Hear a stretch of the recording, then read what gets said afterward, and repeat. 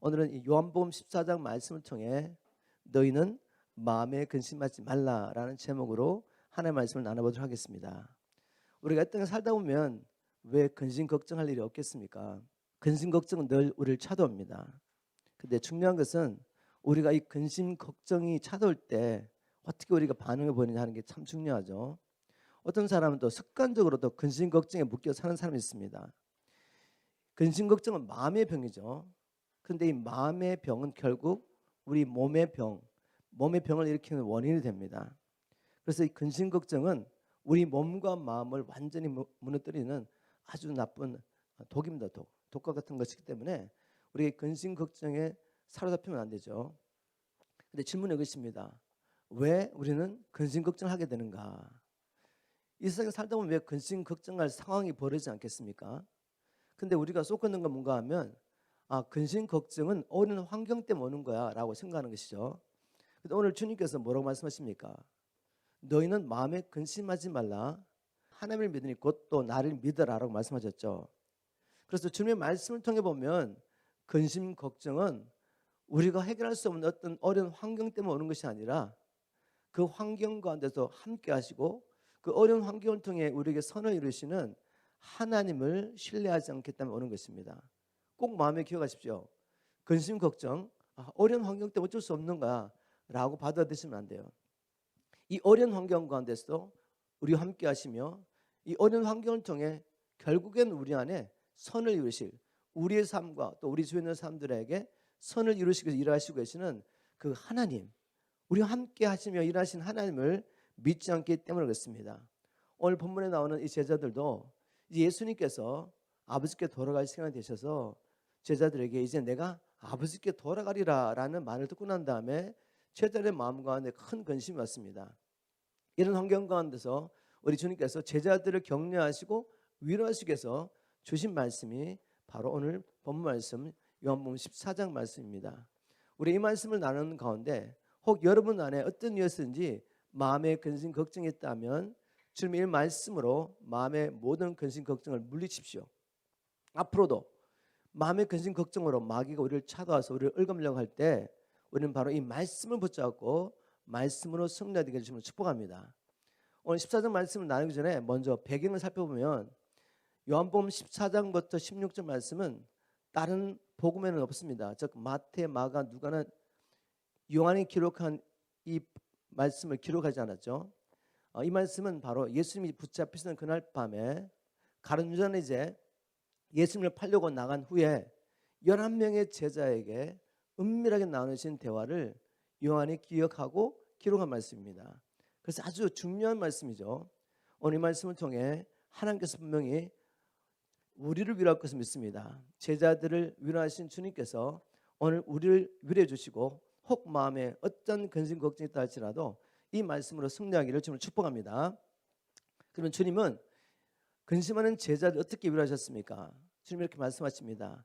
내가 이제 가면 하늘에 너희의 처소를 예비한 후에 이제 내가 다시 와서 너희를 데려가겠다라는 약속으로 위로했습니다. 주님은 지금 하늘나라 아버지가 가시는데 먼저 가셔서 제자들 위해서 저와 여러분을 위해서 영원한 하늘 처소를 예비한 후에 오시겠다고 약속하셨죠. 요한복음 14장 2절 3절을 제가 한번 읽어보겠습니다. 내 아버지 집에 구할 곳이 많도다. 그렇지 않으면 너에게 일렀으리라. 내가 너희를 위하여 처소를 예비하러 가노니 가서 너희를 위하여 처소를 예비하면 내가 다시 와서 너희를 내게로 영접하여 나 있는 곳에 너희도 있게 하리라 라고 말했습니다. 비록 우리가 아직 이 근심 많은 세상에 살면서 어려움과 또 고통이 우리에게 올 수 있습니다. 그렇지만 언제든지 우리는 돌아갈 영원한 집이 있다. 이것을 기억할 때 우리는 놀라운 위로를 받을 수 있습니다. 왜냐하면 이 세상에 문제라는 것은 영원하지 않습니다. 우리 삶 가운데 어떤 문제가 생겨도 우리가 사는 동안 해결될 수도 있고 혹 하나님께서 특별한 이유가 있어가지고 그 문제를 해결하지 않고 그 문제를 통해 우리를 겸손하게 하시고 낮추시면서 주님의 더 큰 선을 이루신다 할지라도 그 문제는 우리가 육체를 벗고 영원한 집으로 갈 때 해결되는 것입니다. 그렇기 때문에 잠깐 있다 없어질 이 세상에 그 문제에 묶일 것이 아니라는 거죠. 사실은 우리 인간에게 가장 최대의 문제가 뭔가 하면 우리가 어떻게 육체의 장막을 벗고 난 후에 영원한 하나님 나라에서 거처를 마련할 수 있을까? 이게 가장 큰 문제죠. 이 문제를 우리는 반드시 해결해야 됩니다.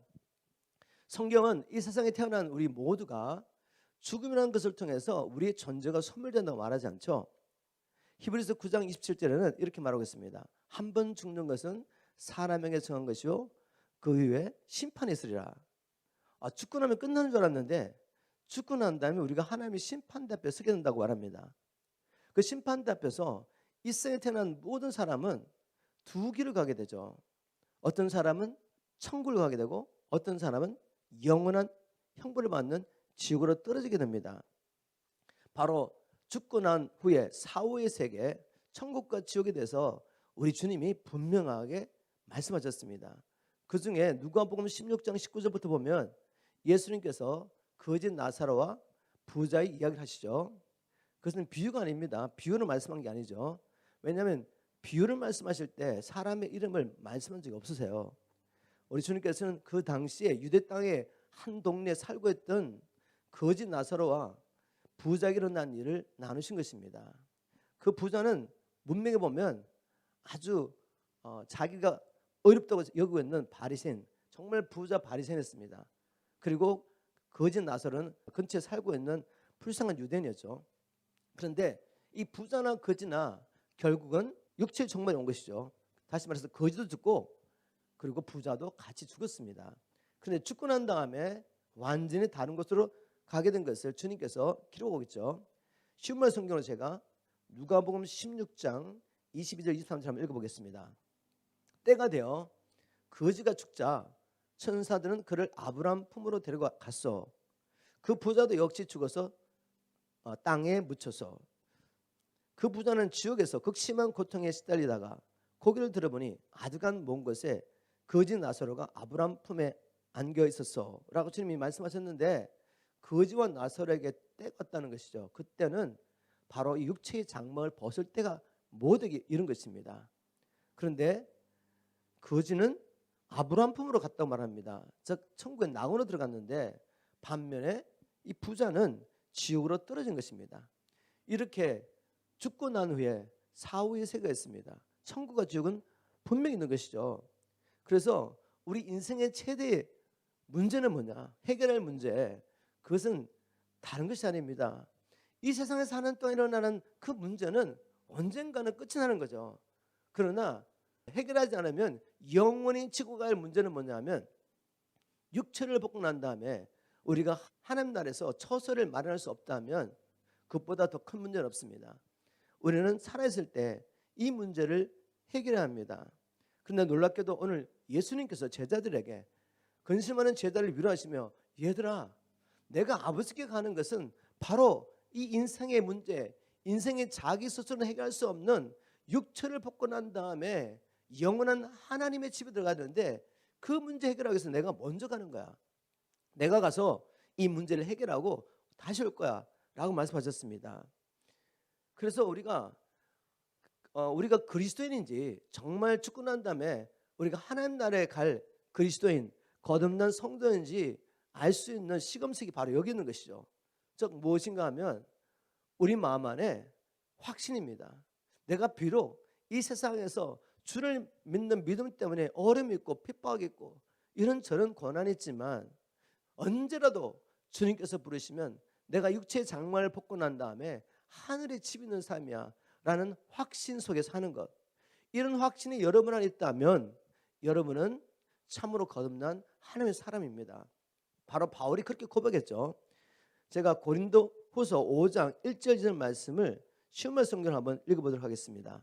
고린도후서 5장 1절 2절 우리는 땅에 있는 우리 육신의 장막집이 무너지면 하나님께서 지으신 집, 곧 우리의 손으로 지은 집이 아닌 하나님께서 하늘에 손수 지으신 영원한 집이 우리에게 있는 줄을 알고 있습니다. 지금 우리는 이 육체의 천막집에 탄식 가운데 하늘로부터 오는 우리 영원한 하늘집으로 옷 입기를 갈망합니다. 바울은 복음을 전하면서 수많은 핍박과 어려움이 있었습니다. 그의 마음의 간절한 소원은 하루속히 이 육체의 옷을 벗고 이제 하늘 집으로 가서 하늘 옷을 입는 것이었습니다. 그렇지만 그럼에도 불구하고 그는 갈등을 일으켰죠. 나로서는 하루속히 육체의 장막을 벗고 하늘 집을 옷 입기를 원했지만 그러나 자기가 살아있음으로 말미암아 수많은 영혼들을 이 하늘 집으로 인도할 수 있기 때문에 갈등했던 것입니다.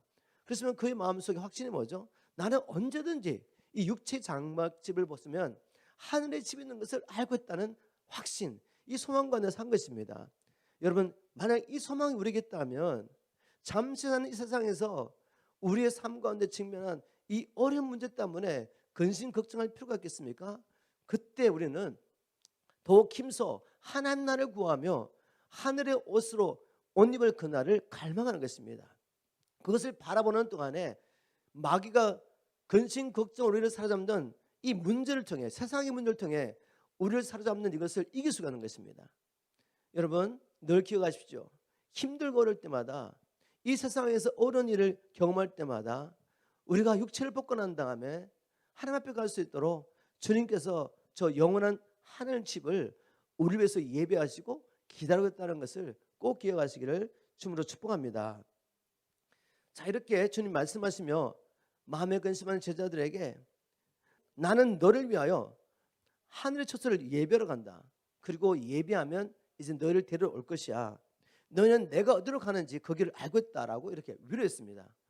그런데 아무리 설명을 해도 하나님께서 열어주시지 않으면 깨달을 수가 없습니다. 이렇게 설명했는데 우리는 지금 알고 있지 않습니까?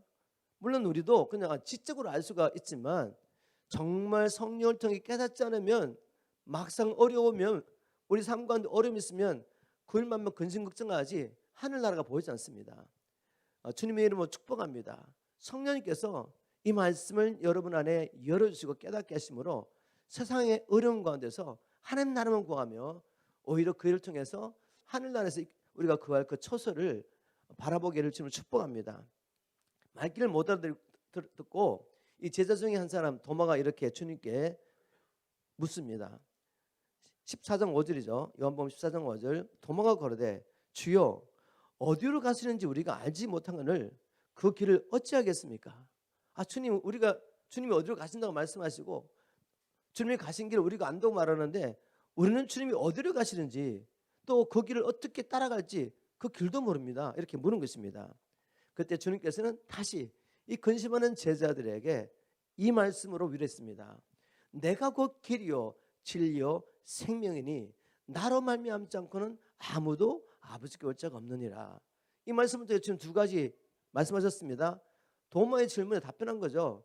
어디로 가는지 모른다고? 나 아버지께로 가는 거야.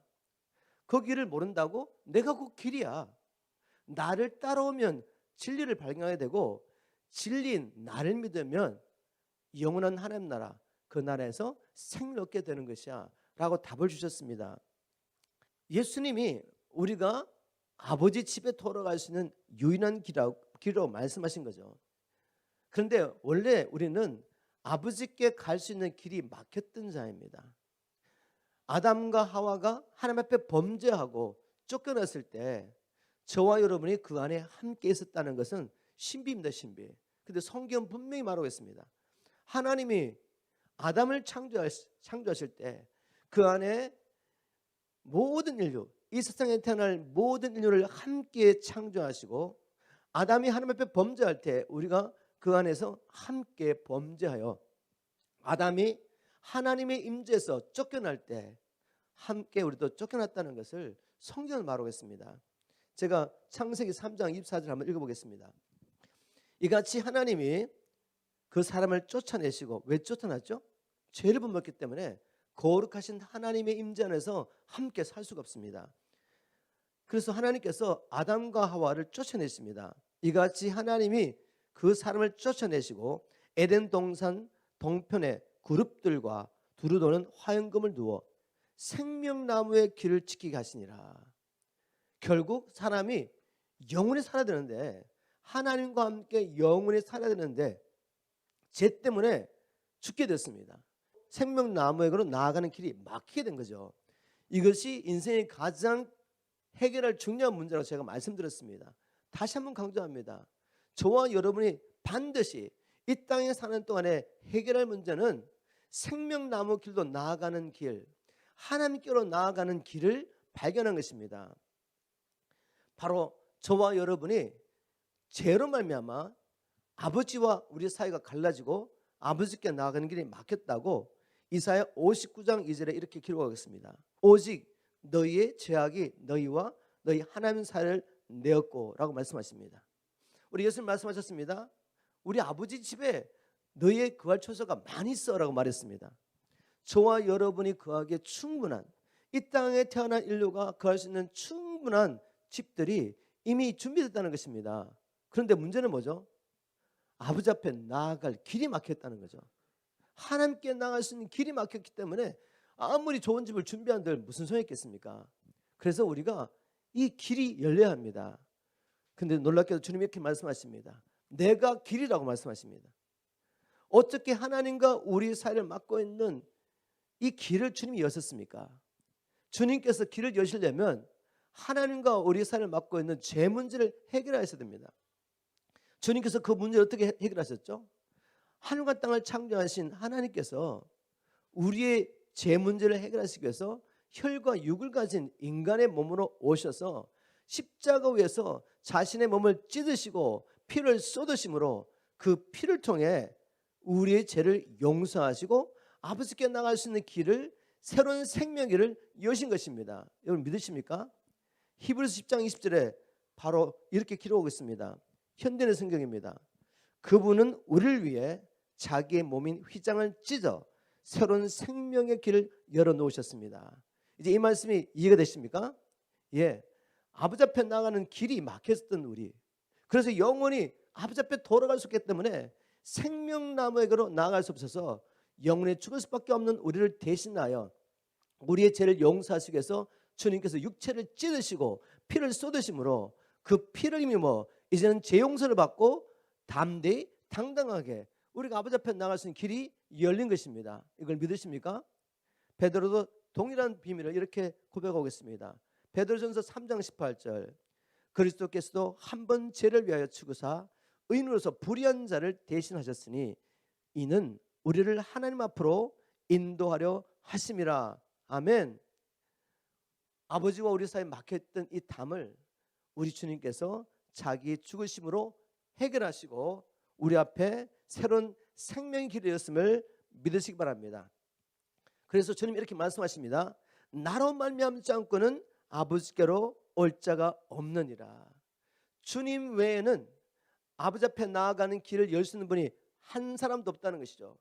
이 땅에 존재하는 어떤 피조물도, 또 영적인 세계에 존재하는 어떤 피조물도 우리가 아버지 앞에 나아가는 길을 막고 있는 이 죄 문제를 해결할 수 있는 존재가 없다는 것입니다. 오직 예수님만이 죄 없인 몸으로 이 땅에 오셔서 우리를 대신하여, 모든 인류의 죄를 대신하여 십자가에서 살을 찢으시고 피를 쏟으심으로 우리에게 활짝 새로운 생명의 길을 여셨다고 선포하는 것입니다. 여러분, 이 길을 발견하셨습니까? 이 길을 발견하셨다면 왜 우리가 이 세상에서 어려운 문제가 있다고 해서 그것 때문에 우리가 근심하십니까? 이렇게 놀란 길이 지금도 열려있는데 이 아버지 하나님 앞에 언제나 나아가서 우리의 문제를 이야기할 수 있고, 우리 아버지는 언제나 우리의 기도를 들으시고 우리를 도와줄 준비를 하고 계시는데 왜 우리가 근심합니까? 자, 그런데 이렇게 열심히 설명하는데 불구하고 너희들 아버지께 갈 길을 내가 열었어, 이제는 내가 길이요 진리요 생명이야 라고 말했는데도 하나님이 열어주지 않으면 알아들을 수가 없습니다. 그래서 빌립이 또 이렇게 묻습니다. 14장 8절이죠. 빌립이 가로되 주여 그냥 아버지 보여주세요. 우리에게 아버지를 보여주시면 좋겠습니다. 우리 주님이 정말 인내하시면서 여전히 아직도 하나님 말씀, 주님의 말씀을 이해하지 못해서 근심하고 있는 제자들이 이렇게 말합니다. 내가 아버지 안에, 아버지가 내 안에 있는 것을 알지 못하느냐? 이건 믿어야 돼. 만일 내가 아버지 안에 있고 아버지가 내 안에 있는 것을 알지 못한다면 나를 믿어, 내가 행하는 이 일을 통해서 나를 믿으라고 말씀하십니다. 그래서 이게 어떻게 위로의 말씀이 되는지 우리가 말씀을 통해 살펴보겠습니다. 요한복음 14장 9절이죠. 9절부터 11절까지 제가 한번 읽어보겠습니다. 예수께서 가라사대 빌립아 내가 이렇게 오래 너희와 함께 있으되 네가 나를 알지 못하느냐? 나를 본 자는 아버지를 보았거늘 어찌하여 아버지를 보이라 하느냐? 나는 아버지 안에 있고 아버지는 내 안에 계신 것을 네가 믿지 않느냐? 내가 너에게 이런 말이 스스로 하는 것이 아니라 아버지께서 내 안에 계셔 그 일을 하시는 것이라. 내가 아버지 안에 있고 아버지께서 내 안에 계심을 믿어라. 그렇지 못하겠거든 행하는 그 일을 인하여 나를 믿어라 라고 말씀하십니다. 자, 여기서 주님께서 제자들이 근심하는 근본적인 원인이 뭔지 분명히 말씀하셨죠. 너희들이 근심하는 이유, 그것은 아버지와 내가 하나인 것을 믿지 않기 때문이야. 그리고 내가 하나님의 아들이라는 것을 믿지 않기 때문이다. 즉 불신 때문에 그들은 근심하고 있는 것입니다. 만일 주님께서 하나님의 아들이시고 아버지 하나님이 예수 안에 계시고 예수님이 주님 안에 계셔서 지금 하는 그 모든 일, 주님께 하시는 그 모든 일과 모든 말씀이 사실은 아버지께서 예수 안에 계셔서 그분이 일을 하신 것을 믿는다면, 그 일을 통해 내가 정말 하나님의 아들인 것을 믿는다면 왜 너희가 근심하냐 이거죠. 여러분, 근심의 뿌리는 불신입니다. 환경이 아니에요. 어려운 환경 때문에 내가 이 땅에 살면서 어떤 문제가 해결되지 않아서 근심 걱정이 오는 것이 아니라 그 환경을 통해 일하고 계시는 주님, 지금도 우리와 함께 하시고 이미 우리를 사랑하셔서 독생자 주신 그 하나님을 믿지 않기 때문에, 그분이 우리를 보배롭고 존귀 여기며 눈동자처럼 사랑하신다는 것을 믿지 않기 때문에 근심 걱정에 사로잡히는 것입니다. 하나님을 믿으십시오. 불신을 이기는 방법은 하나님을 믿는 것입니다. 그리고 여기 주님께서 굉장히 중요한 말씀을 하십니다. 자, 이 말씀을 깨닫는 게 굉장히 중요해요, 우리에게. 왜냐하면 앞으로 주님께서 하시는 말씀을 이해하려면 이 말씀을 이해해야 합니다. 그게 뭔가 하면, 내가 지금 공생의 동안에 했던 선포했던 그 모든 말들, 그리고 내가 행했던 모든 기적과 표적은 누가 하신 것이다? 육신 예수가 한 게 아니라 아버지 하나님께서 예수 그리스도 안에 계시면서 그분을 통해서 행하신 일이라는 것을 선포하셨어요. 이게 너무나도 중요합니다. 아버지와 아들의 연합의 신비를 말해준 거죠. 이게 이해가 되겠습니까, 여러분? 이해가 안 되죠? 그러면 아버지께서 아들 안에 계시면서 행하셨던 그 일을 우리도 하게 되었다는 말을 제자들이 이해할 수 없습니다. 그런데 주님께서는 그들이 지금 이해하든 못하든 말씀을, 진리를 선포합니다. 언젠가는 깨닫게 될 걸 알았기 때문에, 그리고 그 믿음으로 살 것을 미리 아셨습니다. 저와 여러분이 이 말씀을 얼마나 깨달을 수 있는지 없는지 제가 잘 몰라요. 저도 이 말씀을 수없이 많이 인용하고 선포했지만 이런 말씀 묵상할 때마다 다시 한번 기도하고, 주님 이 말씀을 믿게 도와주십시오. 그 말씀이 뭔가 하면 14장 12절입니다. 14장 12절에 주님 이렇게 말씀하세요. 내가 진실로 너에게 이르노니. 주님께서 이 강조하시는 말씀할 때마다 진실로 너에게 이르노니 이런 말씀하시죠. 너희가 나를 믿으면 내가 하는 일을 너희도 할 것이요 이보다도 더 큰 일을 하리니 이는 내가 아버지께로 감이니라 라는 말씀하셨습니다. 제자들이 이 말씀을 이해할 수가 없어요. 아니, 주님 행하신 그 놀라운 일을 우리가 할 수 있다고요? 네, 주님 말씀하셨습니다. 머리로 이해가 안 돼도 아멘으로 받으시는 거죠. 그리고 주님 앞에 묻습니다. 주님, 도대체 주님이 하신 일이 무엇인데 우리가 그 일을 하셨다는 것입니까? 여러분, 주님 행하신 기적과 표적만 보면 안 돼요. 기적과 표적의 진짜 이유, 왜 예수님이 기적과 표적을 행하셨습니까? 그를 통해 주님이 정말 하시기 원했던 일이 뭐죠? 베드로는 사도행전 10장 38절에서 주님이 하셨던 그 일, 우리가 마땅히 할 수 있고 해야 하는 그 일이 뭔지 이렇게 설명했습니다. 하나님께서 나사렛 예수 그리스도에게 성령과 권능을 능력을 기름부터 다심에 그가 두루 다니며 착한 일 선한 일을 하셨습니다. 그게 뭐죠? 마귀에 눌린 모든 자를 고쳐주신 것이죠. 즉 예수님이 하신 일은 뭔가 하면 자기의 죄로 말미암아 마귀의 권세를 쓰며 마귀의 종노를 하며 죽기를 두려움으로 평생 마귀에 붙잡혀 살고 있는 이 불쌍한 영혼들을 마귀의 권세에서 하나님께 돌아오게 하는 이 일을 성령의 능력과 권능으로 하셨다는 것이죠. 이 일을 너희도 할 수 있다. 우리가 이 선한 일을 하는 과정 가운데서 표적과 기적이 나타날 수 있습니다. 초자연적인 역사가 나타날 수 있어요. 귀신이 떠나가고 초자연적인 치유가 일어날 수 있습니다. 도저히 해결될 수 없는 문제가 해결될 수 있어요. 그러나 표적과 기적이 주님은 그 일을 통해서 뭘 하셨느냐? 사단의 권세를 했던 사람들을 치유하시고 풀어주시고 회복하시고 아버지께로 인도하신 것이죠. 그 과정 가운데 사단의 권세에 묶였던 사람이 그런 말미암아 18년 동안 허리가 펴지지 않았어요. 그런데 갑자기 주님이 성령의 권능으로 귀신을 쫓아냈으니까 갑자기 치유가 일어납니다. 평생 기먹고 말도 못했던 사람이 귀신이 쫓겨나면서 말을 하게 돼요. 우리가 그런 사건을 보면서 나도 예수 믿으면 저런 일을 할 수 있구나. 주님께서 말씀 약속하신 것 내가 한 일을 너도 할 것이야 라는 말씀을 그냥 초자연적인 능력을 가지고 기적과 표적을 행하면서 이해하면 안 된다는 거죠.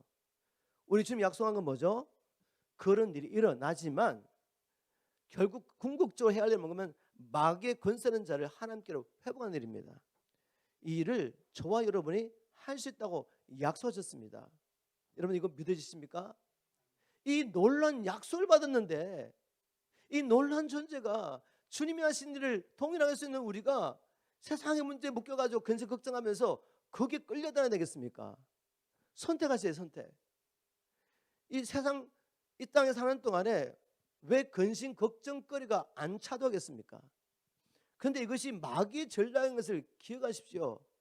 얼마든지 믿음으로 물리칠 수 있습니다. 근심 걱정을 물리치는 최고의 비결 주님 말씀하신 거죠. 내가 너를 위하여 죽고 너의 생명을 구원한 목적대로 살아라. 우리 주님께서 우리를 왜 구원하셨습니까? 우리가 그분의 은혜를 믿음으로 말미암아 구원을 받게 됐습니다. 우리의 노력과 능력으로 우리는 하나님 앞에 갈 수 없던 존재, 하나님 앞에 의롭다는 받을 수 없던 존재. 그래서 하나님께서 예수 그리스도 안에서 창세전에 계획하신 일을 할 수 없던 그런 존재. 그런데 주님께서 이런 우리를 은혜로 구원하시고 이렇게 선포하십니다. 에베소 2장 10절. 우리는 그의 만드신 바라 그리스도 예수 안에서 선한 일을 위하여 칭을 받은 자니 이는 하나님의 전에 예배하사 우리를 그 가운데 행하게 하려 하심이라.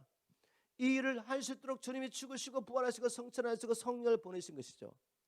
이 놀란 일을 놔두고 잠깐 있다 없어질 세상 문제에 붙잡혀 끌려다닌다면 얼마나 억울합니까?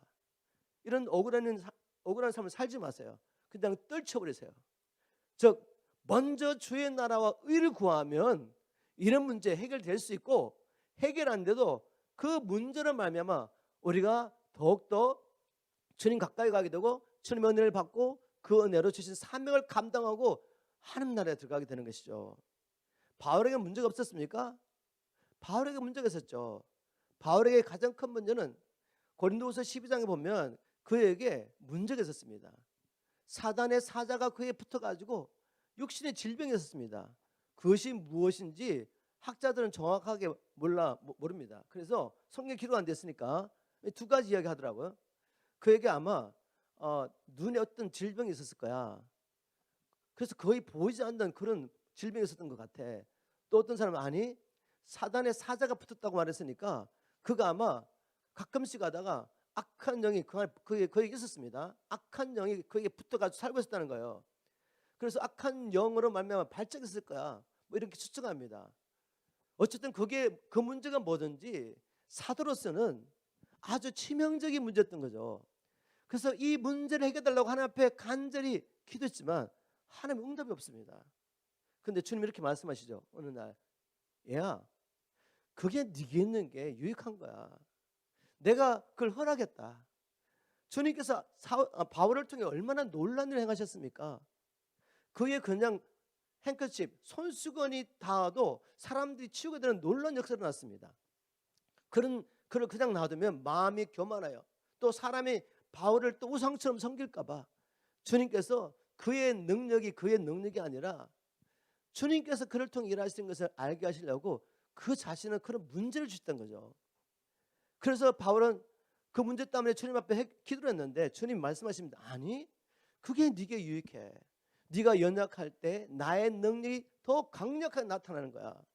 그 비밀을 깨닫고 난 다음에 바울이 그 문제 해결할 기도를 안 합니다. 오히려 자기의 연약한 일 한편 감사를 하게 되죠. 우리가 여기까지 나와야 합니다. 문제 있을 수 있습니다. 주님은 언제든지 해결할 수 있습니다. 그런데 우리에게 유익하다면 허락하시는 거죠. 그래서 문제에 묶이지 마시고 문제 때문에 근심 걱정하지 마시고 먼저 주의 나라와 의를 구한다면 우리는 승리할 수 있습니다. 이렇게 승리하게 되기를 주님으로 축복합니다. 주님께서 이렇게 말씀하시며 내가 하는 일 너희도 할 수 있다라고 말씀하시고 그 일을 어떻게 하는지도 구체적으로 가르쳐 주십니다. 주님이 얼마나 세미하시고 다정하시고 친절하신지 몰라요. 바로 요한복음 14장 13절 14절 말씀이죠. 너희가 내 이름으로 무엇을 구하든지 내가 시행하리니 이는 아버지로 하여금 아들로 인하여 영광을 얻으시게 하려 함이라. 내 이름으로 무엇이든지 내게 구하면 내가 시행하리라 라고 약속하셨습니다. 이제 주님을 믿는 자는 모든 일을 할 수 있는데 무엇이든 할 수 있는데 그 무엇이든지는 조건이 뭐죠? 주의 나라와 의입니다. 우리에게 맡겨진 하나님의 나라를 이루어가는 이 일을 위해서 재정이 필요하든지 능력이 필요하든지 지혜가 필요하든지 사람이 필요하든지 주님께서 무엇이든지 구하는 것을 응답하시겠대요. 자, 우리 이 말씀을 통해 깨달을 수 있는 게 있습니다. 요한복음을 잘 연구해 보면 우리 주님조차도 그 행하신 그 모든 일, 그분 하신 그 모든 말씀을 기도의 응답으로 하셨다는 걸 알 수가 있습니다. 우리가 지난주에 11장에 예수님께서 죽은 나사로를 살리는 사건을 나누면서 주신 말씀을 나눴죠. 주님께서 어떻게 나사로를 살리셨습니까? 주님께서 나사로를 살리기 전에 이렇게 기도하시죠. 요한복음 11장 41절 42절 예수께서 눈을 들어 우러러 보시고 가라사대 아버지여 내 말을 들으신 것을 감사하나이다. 여기서 주님께서 말씀하신 아버지가 들었다는 게 뭐죠? 기도 응답했다는 거죠. 바로 죽은 나사로를 살리는 것을 주님께서 아버지께서 이미 응답하셨다는 거죠. 항상 내 말을 들으시는 줄을 내가 알았나이다. 그러면 주님께서 항상 어떤 일을 행하시기 전에 아버지 앞에 기도했고 아버지께서는 우리 예수님께서 하신 일이 다 아버지를 기쁘시게 하는 일이고 아버지의 뜻에 합했기 때문에 항상 그 기도에 응답하셨다는 거죠. 자, 바로 이것이 비밀입니다. 우리가 어떻게 예수님이 하신 그 일을 우리가 이룰 수 있습니까? 주님과 똑같은 방법입니다. 아버지의 뜻이 무엇인가 알고 그 아버지의 뜻을 우리가 믿음으로 선포할 때 그 기도를 통해 기도의 응답으로 주님께서 이 땅에서 아버지의 나라와 뜻을 우리 가정 가운데, 교회 가운데, 사회 가운데, 미국과 온 열방 가운데 이루어 가신 것입니다. 그래서 하나님의 나라를 이제 저와 여러분을 통해 이루어 가신 거죠. 예수님께서 공생애 동안에 오셔서 하나님 나라를 선포하며 성령의 권능으로 하나님 나라를 이루어 갔던 것처럼 바로 우리를 통해 이루어 가셨다고 말씀하셨습니다. 이런 놀라운 약속을 받았지만 도무지 이게 믿어지지가 않고 이해가 안 됩니다. 그래서 주님께서 또 말씀하십니다. 뭐로 말씀하셨죠? 내가 다른 보혜사를 너에게 보내주겠다고 하십니다. 이게 비밀입니다. 또 다른 보혜사를 보내주겠다는 거죠. 믿음이 약한 제자들, 아직도 근심하고 있는 이 제자를 위로하시기 위해서 위로의 성령님을 보내시는데 그분이 다른 보혜사였습니다. 14장 16절 내가 아버지께 구하겠으니 그가 또 다른 보혜사를 너에게 주사 영원토록 너희와 함께 있게 하시리라 이렇게 말씀하셨습니다. 자, 여기서 주님께서 말씀하신 보혜사가 또 무엇입니까? 저는 한국말이 보혜사가 뭔지를 몰랐습니다. 그런데 원문에 찾아보면 헬라어로 보혜사는 파라클레토스입니다. 곁에라는 뜻의 파라와 그리고 부름받은 이라는 클레토스가 붙어서 파라클레토스, 그래서 지극하면 곁에 부름을 받은 이 말이죠. 그래서 이 말씀은 어떤 의미가 있냐면 돕는 자, 대언자, 위로자, 상담자 이런 의미가 있습니다. 이 파라클레토스 안에 여러 의미가 있죠. 그래서 번역마다 선택한 단어가 달라요. 파라클레토스 안에 여러 의미가 있기 때문에 번역하는 사람마다 선택했습니다. 그래서 우리가 지금 읽고 있는 개혁성경은 보혜사라고 번역했죠. 파라클레토스를 보혜사라고 번역한 것입니다. 그리고 현대의 성경에는 보호자, 쉬운 말 성경에는 돕는 분 이렇게 번역하고 새 번역에는 보혜사라고 번역하고 난 다음에 이제 추가 설명을 합니다. 변호해 주시는 분, 도와주시는 분 이렇게 설명했습니다. 저는 그래서 성경 읽어가다가 이게 무슨 말인지 모르면 원문을 찾아보고 그 원문의 의미가 뭔가 보고 다른 번역에서 어떻게 번역했는지 살펴보면 아주 좋은 깨달음을 얻게 되는데 저는 개인적으로 helper, 돕는 분이라는 번역을 좋아합니다. ESV 그리고 New American Standard에서 다 helper로 번역했고 또 일본에 갔더니 일본 성경에도 helper로 번역하고 태국에 갔더니 태국에서도 helper로 번역했어요. 제가 알기로는 인도네시아도 아마 보혜사를 helper, 돕는 자로 번역했습니다. 얼마나 좋은 번역인지 몰라요. 아, 우리를 도우러 오신 분이 성령 하나이시구나.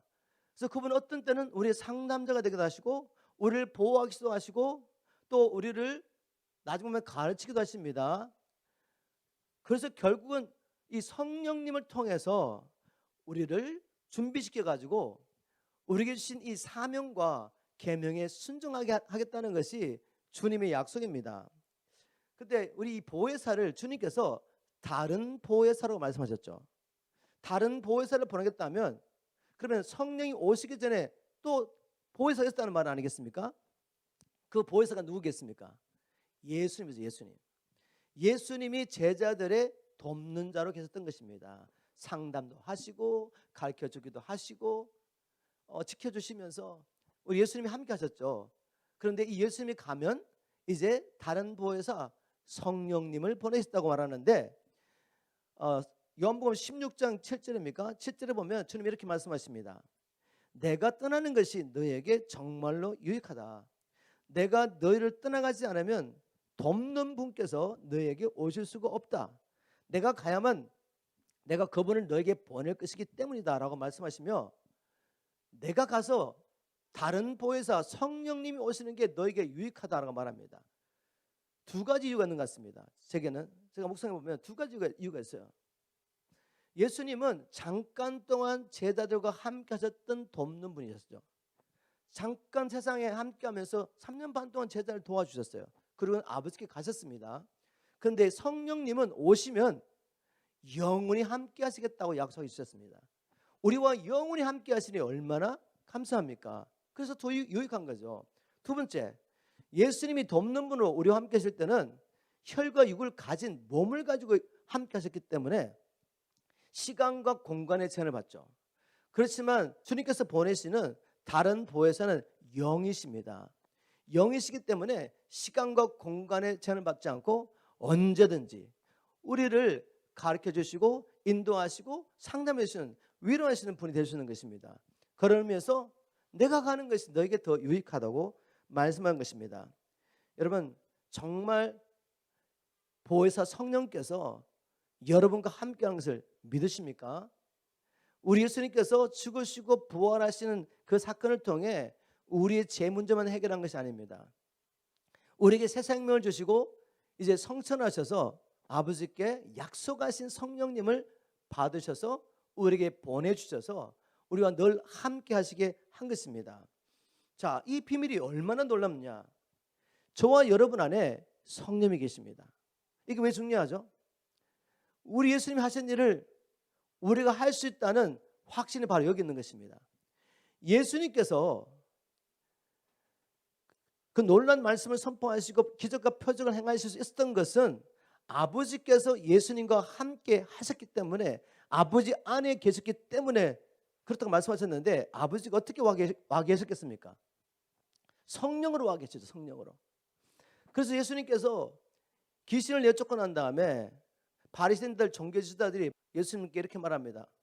예수가 귀신을 내쫓은 것은 바알세불을 힘면서 그렇게 쫓아냈다고. 그럴 때 주님이 하신 말씀이 내가 성령의 권능으로 이 귀신을 쫓아냈으면 하나님 나라가 이미 임했느니라 라고 말씀하시면서 무엇으로 귀신을 내쫓았다고요? 성령의 권능으로. 즉 아버지께서 성령으로 예수님 안에 계셨습니다. 아버지와 아들이 하나라고 말할 때 바로 성령님을 통해 하나가 된 것이죠. 이 놀라운 일이, 이 신비로운 일이 저와 여러분에게 똑같이 일어난 것입니다. 성령이 오시는 그날 저와 여러분이 성령의 새로 말미암아 그리스도의 몸으로 들어갈 때, 우리가 주님 안에 있고 주님이 우리 안에 있을 때, 우리 예수님이 또 아버지 안에 성령으로 계시니까 아버지와 아들과 우리가 하나 되는 놀라운 신비로운 일이 일어난 것입니다. 이것은 사람의 지혜로는 이해할 수가 없어요. 그러나 성령을 받은 자는 우리 영과 더불어 이렇게 고백합니다. 아바 아버지, 우리는 이제 두려운 영을 받지 않고 양자의 영을 받아서 성령님을 통해 아버지를 아바 아버지, 하늘에 계신 이 놀라우신 창조자 하나님을, 만물의 하나님을, 만물을 창조하신 아버지를 아바 아버지로 부르게 됐어요. 이 정거가 여러분 안에 있습니까? 그렇다면 주님 말씀하십니다. 내가 하는 일을 너희도 똑같이 할 수 있다. 우리 안에 있는 성령님을 힘입어 우리는 하나님의 말씀을 선포할 수 있고, 그 성령을 통해서 우리는 이제 순종을 배울 수 있습니다. 주신 사명을 감당할 수 있게 된 것입니다. 여러분 믿으십니까? 성령님이 하신 일 중에 중요한 것이 또 뭔가 하면 요한복음 14장 26절이죠. 보혜사 곧 내 아버지께서 내 이름으로 보내실 성령 그가 너에게 모든 것을 가르쳐 줄 것이고 내가 너에게 가르쳐 준 것을 기억나게 할 것이다. 성령님을 도우심을 통해서 우리는 우리에게 맡겨진 모든 선한 일을 감당할 수 있습니다. 아멘. 그리고 성령께서 우리와 함께 하시기 때문에 이제까지는 우리의 힘과 능력으로 할 수 없던 일, 주님께서 말씀하신 계명이죠. 새 계명, 내가 너를 사랑한 같이 너희도 서로 사랑하라는 이 말씀, 우리가 육신으로 어떻게 일을 이룰 수 있습니까? 그냥 인간적으로 사랑하는 정도가 아니라 주님이 나를 사랑하신 것처럼 옆에 있는 연약한 지체를 사랑하라고 명령하셨는데 우리 육신을 어떻게 이걸 감당할 수 있습니까? 그러나 우리 안에 계신 성령님으로는 가능한 것입니다. 여러분 믿으십니까? 바로 예수님께서 죽으시고 부활하시고 성천하시고 성령을 보내주심으로 구약의 선지자들의 예언이 성취된 것입니다. 에스겔과 예레미야가 예언한 게 있습니다. 에스겔과 예레미야가 구약의 하나님의 백성 이스라엘 백성들이 하나님의 말씀에 순종해서 완전히 실패하고 포로로 끌려가고 난 다음에 주님께서 약속하신 말씀이 있습니다. 거기 먼저 한번 보겠습니다. 에스겔서 11장 19절 20절을 제가 신물 성기로 읽어보겠습니다. 그때라고 말씀하십니다. 그때가 언제겠습니까? 자, 그때 나는 저들에게 새 마음을 주고 저들 속에 새 영을 불어넣을 것이다. 또 그들의 몸에서 돌같이 딱딱한 마음, 불순종하는 마음이죠. 하나님을 대적하는 이 마음을 제거하고 그 대신에 살같이 부드러운 마음을 심어주며 순종하는 마음을 준다는 것입니다. 저들로 내 규례에 따라 살게 하고 또 내 율법을 지켜 행하게 할 것이니 그러면 저들은 내 백성이 되고 나는 저들의 하나님이 될 것이다. 인간은 자기 노력과 힘으로는 결코 하나님의 말씀에 순종할 수가 없는 것입니다. 그것을 이스라엘 백성이 역사를 통해 보여주고 난 다음에 그래서 내가 하겠다는 것을 선포하신 것이죠. 우리가 가난한 심령으로 주님, 우리는 절대로 주님의 말씀하시는 그 말씀을 순종할 수가 없습니다. 주님의 말씀에 순종함으로 하나님 앞에 어렵다는 받을 수 없습니다. 이 가난한 심령으로 애통해하며 하나님 앞에 부르짖을 때 바로 이 약속이 성취되는 거죠. 내가 하겠다. 이제 내가 너희들에게 새 영을 부어주고 새 마음을 주어서 하겠다는 거죠. 그때가 언제겠습니까? 성령이 교회에게 임하시는 날이죠. 그날은 역사적으로 오순절 날 2000년에 이루어졌고 이제 개인적으로 저와 여러분이 예수 그리스도가 구주이시며 주님인 것을 알게 되고 우리의 죄, 우리가 우리 인생의 주인 된 이 삶을 회개하고 하나님 앞에 주권을 배워 나아갈 때 하나님께서 성령을 주셔서 그래 너는 내 것이야 라고 인을 치시는 그때에 우리가 성령을 받게 되므로 새 영과 새 마음을 받아서 이제는 성령님의 도우심과 능력으로 하나님의 말씀에 순종하며 사명을 감당할 수 있겠다고 주님은 선포하십니다. 이 일이 예레미야도 예언했는데 예레미야 31장 33절에 보니까 나 여호와가 말하노라 그러나 그날 후에 내가 이스라엘 집에 세울 언약은 이러하니 곧 내가 나의 법을 그들의 속에 두며 그 마음에 기록하여 나는 그들의 하나님이 되고 그들은 내 백성이 될 것이다. 구약시대 때는 계명이 어디 있었습니까? 마음 밖에 돌판에 있었죠. 그런데 마음이 돌과 같아서 순종할 수가 없습니다. 그래서 하나님께서 아니 이제 내가 그들의 마음 가운데 나의 계명을 새겨주겠다는 것입니다. 그래서 마음이 바뀌니까 순종할 수 있게 되는 것입니다. 그것이 어떻게 일어났습니까? 성령님을 통하여 하나님이 우리를 얼마나 사랑하시는지, 우리가 아직 죄인 됐을 때, 원수 됐을 때, 하나님의 원수를 행할 때 우리를 살리시기 위하여 우리의 죄를 용서하시고 우리와 화목하기 위해서 독생자 예수 그리스도를 주신 이 십자가의 사건을 깨닫게 될 때 사랑, 하나님의 사랑이 우리의 마음에 새겨지게 됩니다. 이것이 모든 율법입니다. 여러분, 모든 율법이 뭐예요? 하나님을 사랑하라, 그리고 이웃 사랑하라고. 하나님을 사랑한 자만이 이웃을 사랑할 수 있습니다. 하나님을 사랑하는 것은 우리 눈에 보이지 않을 수 있지만 우리가 하나님을 사랑하는 거 어떻게 할 수 있습니까? 이웃으로 나타나는 거죠. 그래서 바울이 이렇게 말합니다. 로마서 13장 8절 남을 사랑하는 자는 율법을 다 이뤘다. 남을 사랑하는 자는 율법을 다 이뤘다. 그리고 또 이렇게 말합니다. 10절에 그러므로 사랑은 율법의 완성이다. 이렇게 말했는데 이 말씀이 실제적으로 우리 삶 가운데 성령의 오심으로 이루어진 것입니다. 자, 이 말씀을 받으시고 이제 로마서 8장을 보면 8장 의미가 열립니다. 바울이 이렇게 말합니다. 로마서 8장 3절에 죄 많은 육신에 의해 연약해져서 율법으로는 할 수 없었던 그 일을 하나님께서는 능히 해결하셨습니다. 즉 율법은 선한데 그 율법을 지킴으로 아무도 하나님 앞에 의롭다함을 받을 육체가 없었습니다. 하나님을 사랑하라 이웃 사랑하는 이 율법을 이룰 수가 없었다는 거죠. 그래서 하나님께서 하셨답니다. 어떻게 하셨습니까? 곧 하나님께서는 우리의 죄를 용서해 주시려고 자신의 독생자 예수를 죄 많은 육신을 지닌 모습으로 이 땅에 보내시고 그 죄 많은 육신에다가 우리의 죄값을 모두 담당시키셨습니다. 우리는 할 수 없기 때문에 하나님께서 예수 그리스도를 보내셔가지고 이 죄 문제를 해결하십니다. 이 죄 문제를 해결하셔서 죄값을 지불하시면 우리의 죄만 용서받는 게 아니에요. 죄가 용서받을 뿐만 아니라 우리가 그리스도 안에 새로운 피조물이 되죠. 성령이 오심으로 주님께서 죽으시고 부활하시고 성천해서 성령을 보내시기 때문에 믿는 자에게 성령이 오셔서 우리의 마음이 새롭게 되는 것입니다. 우리가 새 영이 되는 것이죠. 그래서 8장 4절에 그렇게 하신 까닭은 죄 많은 육신에 따라 살지 않고 성령에 따라 사는 우리 안에서 율법이 마땅히 요구하는 것을 충족시킬 수 있게 하기 위함이었습니다. 우리 예수님 말씀하셨죠. 나 율법 폐하러 온 거 아니야. 율법을 온전케 하고 완성하러 온 겁니다.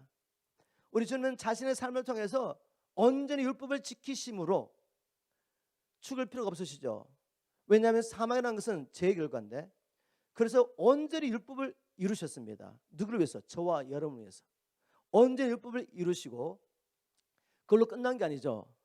이제는 죽으심으로 우리가 받아야 할 죄값을 받으신 겁니다.